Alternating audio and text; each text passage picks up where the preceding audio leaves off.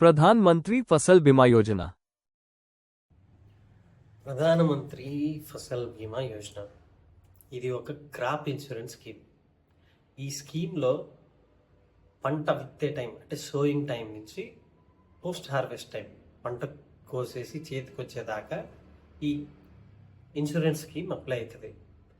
ఇది అన్ని స్టేట్స్కి వాలంటీరీనే, అంటే కంపల్సరీ ఏం కాదు. సో ఈ స్కీమ్ కింద ఏవి అప్లికబుల్ అవుతాయంటే న్యాచురల్ కెలామిటీస్, అంటే మన చేతిలో లేనివి, మనం కంట్రోల్ చేయలేని న్యాచురల్ కెలామిటీస్, తుఫాన్లు, వరదలు, ఇలాంటి వాటికి వల్ల పంట నష్టం జరిగితే దీని కింద కంపెన్సేట్ చేయడం జరుగుతుంది. ఈ స్టేట్స్ అన్నీ సెంట్రల్ గవర్నమెంట్కు నోటిఫై చేయడం వల్ల సెంట్రల్ గవర్నమెంట్ ఫండ్స్ రిలీజ్ చేస్తారు.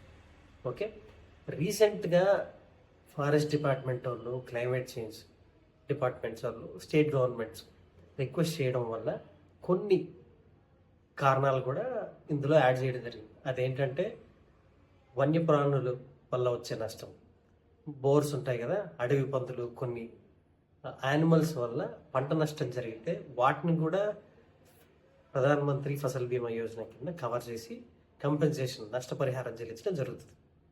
ఓకే, అండ్ కొన్ని ఎక్కువ నీటితో పెరిగే కొన్ని పంటలు ఉంటాయి, వరి కానీ, షుగర్ కేన్ కానీ, వీటిని కూడా దీనిలో ఇంక్లూడ్ చేయడం జరిగింది.